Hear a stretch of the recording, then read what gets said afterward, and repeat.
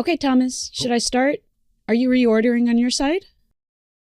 I think you may have intended to say recording. That's what I said. Well, take a listen, Cheryl. Okay. Okay, Thomas, should I start? Are you reordering on your side? Welcome to Pod Ask Us. Isn't it Pod Access? Can it be both? Connecting deaf and disabled podcasters to audiences and each other. Ba-dum-dum-bap-ba-dum. Editing. A powerful tool not only for cleaning up mistakes, but for most of us recording outside of fancy studios. Chances are you'll experience uninvited additions to your conversations. Loud sanitation trucks, collecting the trash, barking dogs, cars that go by with their booming system. Hey, Podcat, get out of here. Ugh. Editing is also a tool that can help craft your story. Your conversation could be edited down to the most concise responses. After you edit the responses, you can go back and record an introduction to each response or even re-record your questions. Editing enables the stitching of the post-recorded introductions and the abbreviated responses into one smooth, flowing narrative. You don't have to stop there. Editing lets you include other sources, sound design and/or music to even further enhance your story. Whether you're producing a chat or a free-flowing conversation-style podcast, a narrative style where a narrator moves the story along, or a radio drama, editing will improve the end result. And, Thomas, I see you too are ready to edit. Yeah, that's right. I'm dressed for comfort with my Fat Albert and the Gang sweatshirt.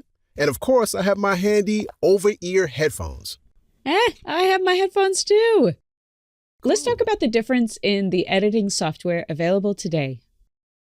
There are two types of editing software available today: single-file and multi-track editors. Oh, let me guess. The single-file editor only works with one file at a time? Exactly. It's a great name. If a podcast is recorded with one or more voices on one file, a single-file editor will do the trick to remove unwanted sections, move sections around the timeline, or even insert other audio clips. Single-file editors are known as destructive editors, not because they mess stuff up. It's because they overwrite the file as you work, destroying the original. If you use one, save a copy of your original before you start editing in case you want to start over.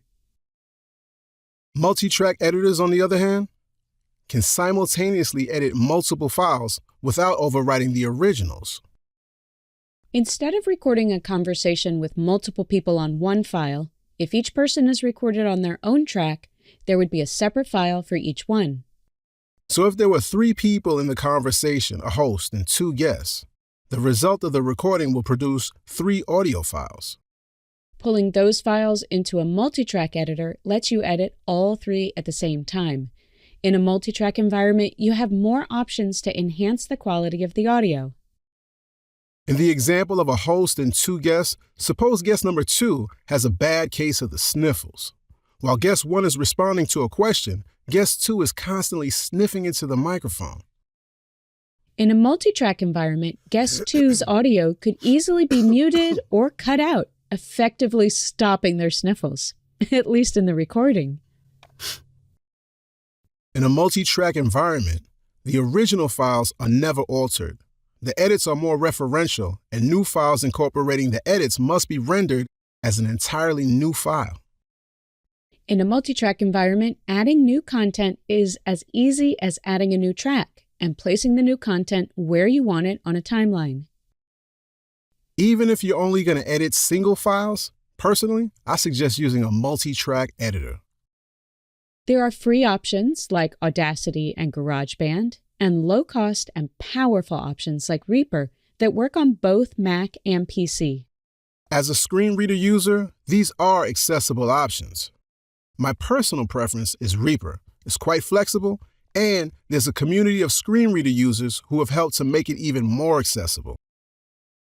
Whether you plan to edit yourself or in some way outsource the task, you should be familiar with what editing can do to help make your podcast the best it can be. If you do plan to outsource, be sure to check out the Skillshare directory on podaccess.net.